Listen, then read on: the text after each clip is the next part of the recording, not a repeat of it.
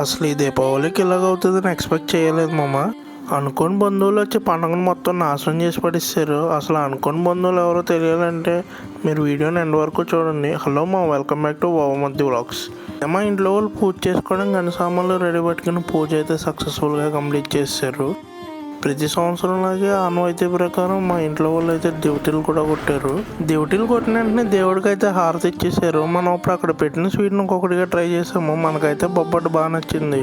ఇక ఫుల్గా తినేసిన తర్వాత టపాసులు అయితే పేల్చడానికి వచ్చాము. ఫస్ట్గా అయితే ఒక సింగిల్ షాట్ పేల్చి తర్వాత వెంటనే 5000 వాళ్ళు అయితే తీసేసాము.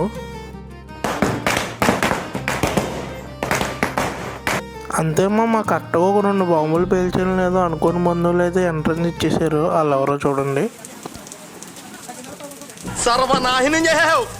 నాకైతే ఫస్ట్ టైం దీపావళి రోజు వర్షం పడడం చూడడం అయితే. ఈ ఊర్లో కూడా దీపావళి రోజు వర్షం పడినట్లయితే కామెంట్ చేయండి మామ. Thanks for watching.